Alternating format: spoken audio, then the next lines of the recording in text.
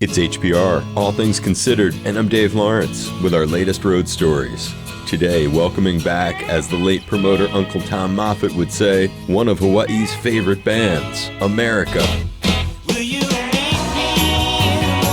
I need you to do magic. This is for all the lonely people. Looks like muskrat love. Does she really love me? I think she does.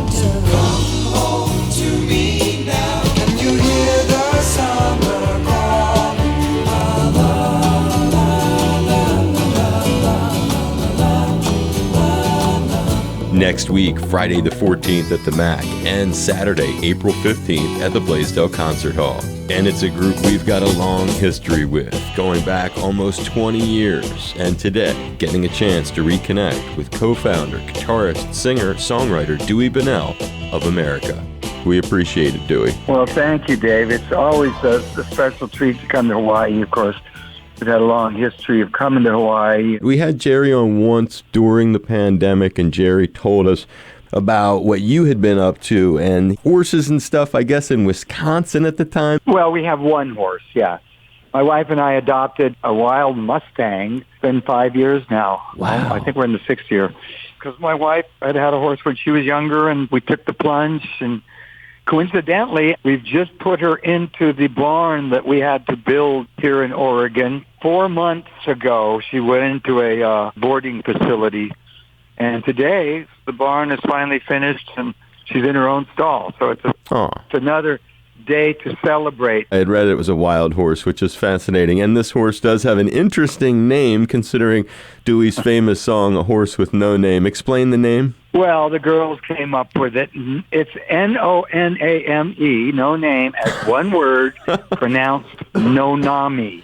Nonami. It's a trick name, but yes, it is an homage to the song. My wife Penny got involved in wild horse organizations and stuff to try and help save them, because a lot of them go to slaughter or abused. One thing led to another. You guys have other critters around, or is that it? Oh, yeah, we've got a dog, 4 cats, and a large tortoise, an African sulcata tortoise. She weighs about 65 or 70 pounds already. And what's her name? Hopefully that's the end of the animals, Dave. That's another confusing name. We simply call her Turtle Girl. The horse story so fits the America folklore. And on that note, you guys have a fascinating history. And certainly in Hawaii, that history would be maybe even more relevant because we have such a strong military connection. So the three guys first get together, Dan Peake and Jerry Beckley and Dewey Bunnell in the UK. Their fathers in the Air Force. And before we hear a little bit more about them, how did you get introduced to the guitar itself? That's a good one. That's a good question, because that's really where everything started for me. That was like 1963, 7th or 8th grade. We were on a base. It was an Air Force base in California, coincidentally. And there was a kid down the block who had one that he didn't really play much. And I just picked up that guitar and kind of fiddled around with it. And he said, "You can take it home if you want. I don't play it." And I basically just kind of, I'm self-taught. Absolutely, I wish I had, I'm telling your listeners who are maybe younger, I wish I had actually taken some formal training, learned a little bit about music theory, but instead I just learned by ear the things that I wanted to play, which is essentially instrumental surf music in those days, the Ventures, Dick Dale and the Deltones and the Safaris, and I had a little band in the 8th grade when we moved to Biloxi, Mississippi. And then I liked to sing. Once I could play a few chords and sing on top of that, I think I leaned more into singing and lyrics. But, you know, when you get into a band, that's why I prefer bands. I've never wanted to be a solo artist. I don't have a solo record or anything. You bounce off each other. Like with Jerry and Dan and I, that's where the songs really came together. Explain moving to England and then Jerry and Dan coming into your life, because it sounds like you were already like prepared with the guitar and the singing. Exactly. I took that guitar with me when our family moved around.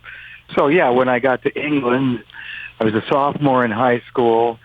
My dad was stationed at a base in northern England for the first year we were there before we went to London, where I met Jerry and Dan. By the time we graduated from high school in 1969, we'd been exposed to the whole Beatle catalog and all that music, and it took over our lives. And culture that came along with it, of course, the whole British thing, and dare I say, the hippie movement. We were very much part of that counterculture, Woodstock generation. But singing harmony, writing our own songs, that's what we really wanted to do. And the London school was not on a military base per se. Huh.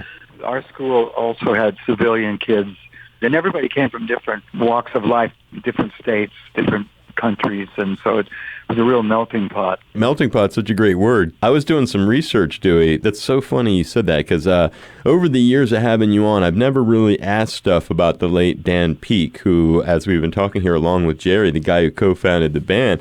As of Melting Pot, like, he and his family, they had been in Pakistan before his Air Force dad was reassigned to England, where you and Jerry were. Yeah, that's right. That's right. Jerry's family had come from Germany, I know. Dan was in Pakistan. I think they'd also lived in the Philippines or Japan. Wow. Our family never lived anywhere but England, separate from the U.S. But it should be noted that both Jerry and I have British mothers. Our dads married British ladies who became our mothers. That connection was already there prior to moving there. You had this English connection, you're saying, that had already been there. Yes. Having that as your playground, your backdrop, whatever you want to call it, London at that time, no less. Can you remember, like, you and Dan and Jerry, the three of you, any specific show you can just remember looking around and going, wow? Well, you may be aware of the club on Wardour Street called the Marquee Club. Sure. Famous, all these great bands. There's the Rolling Stones, Jimi Hendrix. And we would go there and see a show now and then. Yes, I remember we're just starting. But we saw King Crimson. King Crimson at that time was kind of a real prog band with Robert Fripp and Greg Lake, who went on to be with Emerson, Lake and Palmer. And I do remember specifically, we went just to see this new band the first night at that club. They were doing a week, and we went like 5 nights in a row. Wow. Band on stage. They were great. Remember that as a shared experience. The two of them with you and going 5 nights to see King Crimson at the Marquee. Yeah, exactly. After we graduated, by the way, Dave, in 1969, June of 69, we did break up in the sense that Dan did go back to college. He went to Old Dominion in Virginia. Huh. We were still dependents of our parents. His family wanted him to go to college, and that left Jerry and I. We bonded a bit more at that point, and this was right on the cusp of us writing our own material. So Jerry and I spent more time going down into London, going to music stores. How did Dan return? Explain that then, because I didn't even know. This is an interesting facet of it. Okay, I think he just burned out. He did 1 semester. So now you're up to whatever it is, December of 69, and he came back. At that point, both Jerry and I had gotten jobs on the base, and we worked in the warehouse. Dan's dad, his dad was still there on base. He was still a serving Air Force colonel, and he ran the food services, cafeteria, the commissary, snack bar on base. And then when Dan came back, his dad got us jobs working in the cafeteria, like flipping burgers and dishwashing. At that point, my father was in the process of retiring from the Air Force and moving as a civilian back up to Yorkshire, where my mother was from, and he decided to retire there. And I started living with a family whose I graduated from high school with there. It was a matter of months. So Dan comes back. Dan's still living at his home where his parents were to begin with. Jerry's with his parents. I'm with this family. The three of us reunited at the base and working, and in our spare time, we're working on these songs we've been writing. Sometimes at one of the parents' houses, or I bought a car, first car, a little 1950 Morris Minor. And we would literally sit in that car sometimes with the acoustic guitars.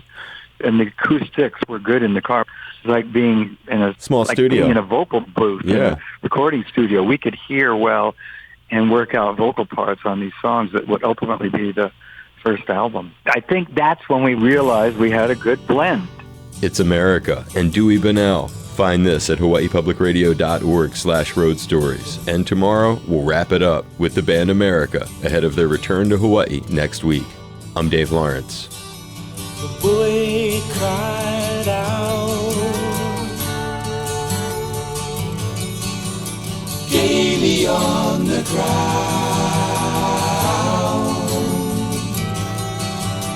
at the joy of something he had found.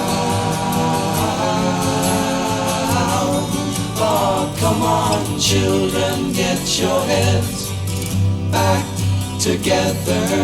Oh, come on, children, get your heads